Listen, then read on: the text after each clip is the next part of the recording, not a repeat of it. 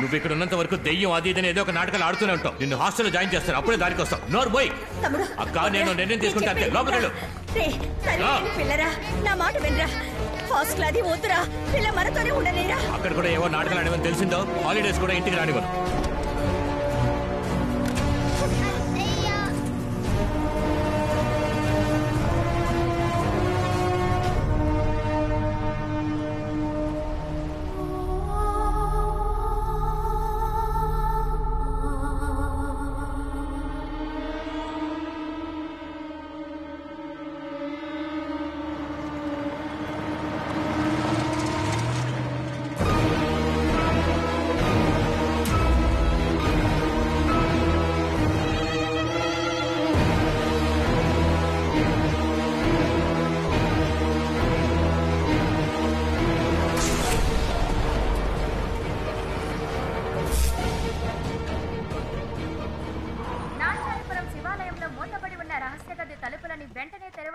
Supreme court అవాకైన తీర్పిచ్చింది.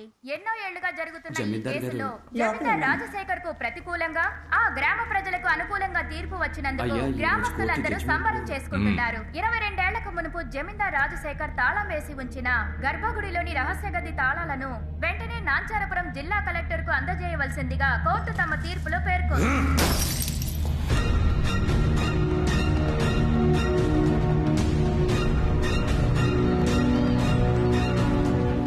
నువ్వు గుడికెళ్ళు. అలాగే.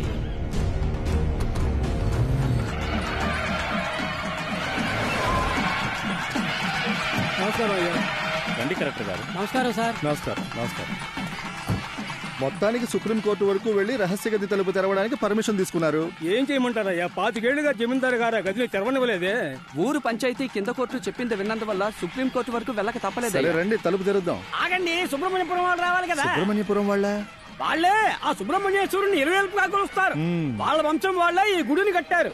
వచ్చే శుక్రవారం దీపం కదా, అందుకే ఇక్కడికి వస్తున్నారు. ఏం దీపం? మీరు ఊరు కొత్త కదా, తెలియదులేండి. ప్రతి ఏడాది ఈ శివాలయం నుండి కాగడా తీసుకెళ్లి కొండ మీద అమ్మవారికి మహాదీపం వెలిగిస్తారు. ఆ జ్యోతి వెలుగులోనే సుబ్రహ్మణ్యుడు తల్లిదండ్రుల్ని కొలుస్తాడని శాస్త్రం చెబుతోంది. సంప్రదాయంగా సుబ్రహ్మణ్యపురం వాళ్ళు కాగడా తీసుకోవడం కోసం ఈ గుడికి వస్తున్నారు. సరిగ్గా ఈ రోజు వాళ్ళు వచ్చే సమయానికి మనకి కోర్టు తీర్పు వచ్చేసింది కదా. ఆ ఊరు స్వామీజీ ముందే గది తలుపులు తెరవాలని ఊరు జనం ఆశపడుతున్నారు.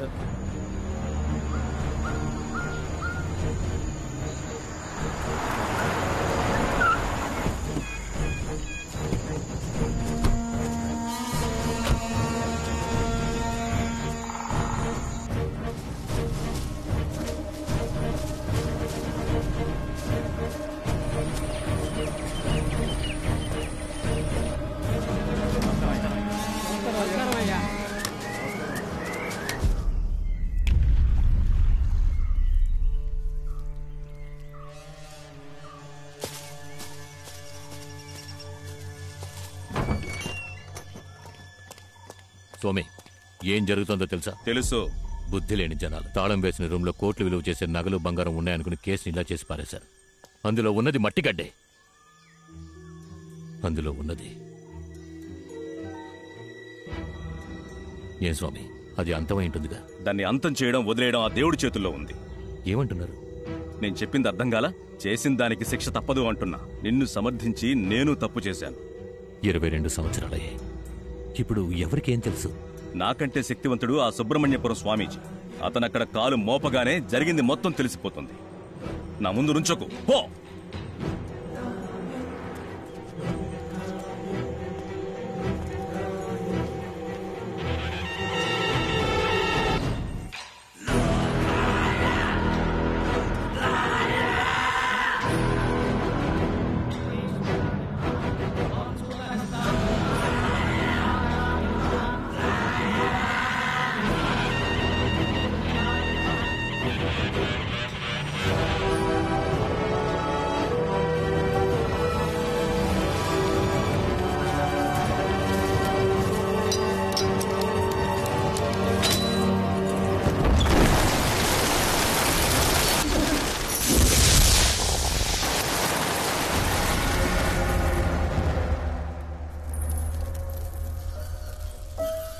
ఈ రూమ్ లో ఏమీ లేదే.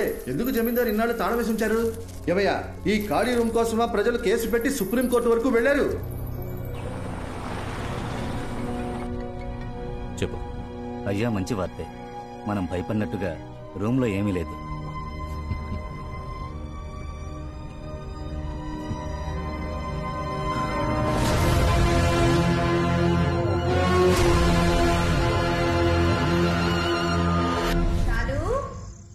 ఎక్కడున్నావమ్మా? షాలు, షాలు, షాలు. పిన్ని, ఏంటి? షాలు ఎక్కడైనా మీకు కనిపించిందా?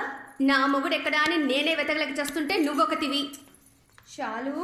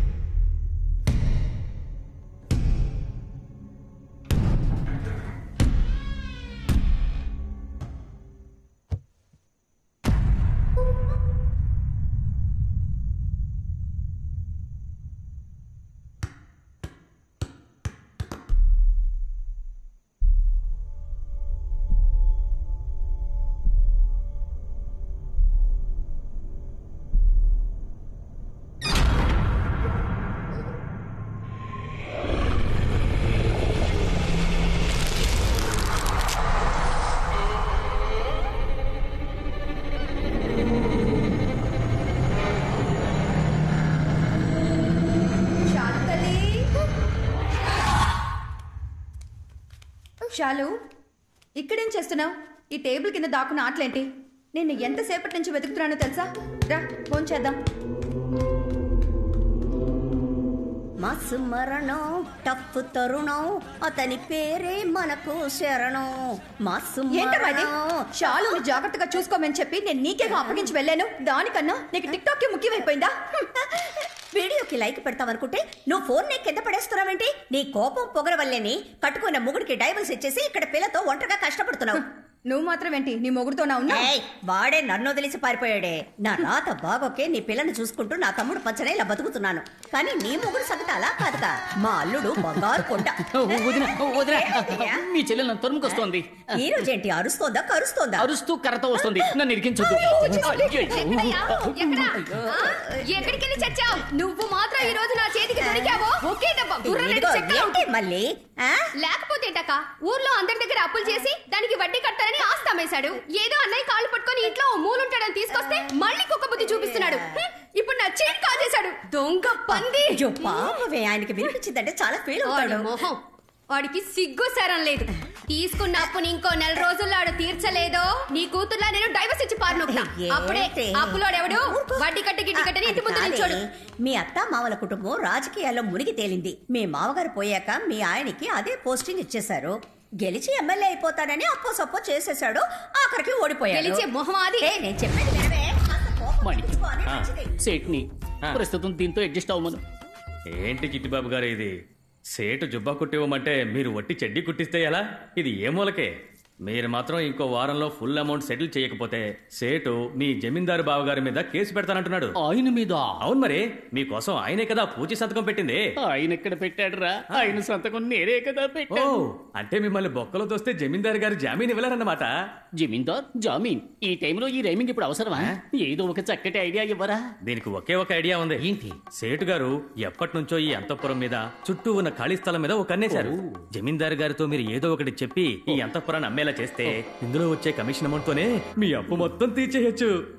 నేనే వడ్డీకి డబ్బులు లేక ఇల్లరికి పల్లుడుగా వచ్చాను. జమీందారుతో నన్ను చెప్పమంటున్నావే? ఎవరిని మాట్లాడమని చెప్పండి. అది నాతోనే సరిగ్గా మాట్లాడదు, నా తరపున మాట్లాడుతుందా? నీ దగ్గర దాచడం ఎందుకు? పెళ్ళే ఈ ఏడాదితో 15 ఏళ్లు పూర్తవుతున్నాయి. ఇంకా ఫస్ట్ నైటే జరగలేదు. దాన్ని ముట్టుకోవాలంటే నేను అప్పు తెచ్చాలట. అయితే మరి అక్క ఇంకా ఫ్రెష్ గానే ఉన్నారా? చాలు, నువ్వు రాను రాను బాగా అల్లరి చేస్తున్నావు. తినకుండా మానేయడానికి ఏదో ఒక రీజన్ చెప్తూనే ఉన్నావు. ఏమీ లేని ఇంట్లో దెయ్యం ఉంది, భూత ఉందని డ్రామాలు ఆడడం స్టాప్ చేయి, లేదంటే నేను హాస్టల్కి పంపించేస్తాను. ఐడియా! అంతఃపురంలో ఓ ఆత్మ తిరుగుతోందని మనమే పుకారు పుట్టిస్తే అందరూ వెళ్ళిపోతారు. అంతఃపురాన్నప్పుడు ఈజీగా అమ్మేయచ్చుగా. మరి దెయ్యాన్ని ఎలా రప్పిస్తారు? వాణిక్యం, నీ సెల్ ఫోన్ లో నువ్వు సెల్ఫీ తీసుకున్నప్పుడు నీ మొహాన్ని ఎప్పుడు చూసుకోలేదా? ప్లీజ్ నా కోసం నేను చెప్పినప్పుడు దెయ్యం వేషం వేసుకో. నా ప్రాబ్లమ్స్ అన్ని సాల్వ్ అయిపోతాయి. అయ్యయ్యో, కొత్త ప్రాబ్లం వచ్చింది. నువ్వు వెళ్ళిపో, నేను వెళ్ళిపోతా.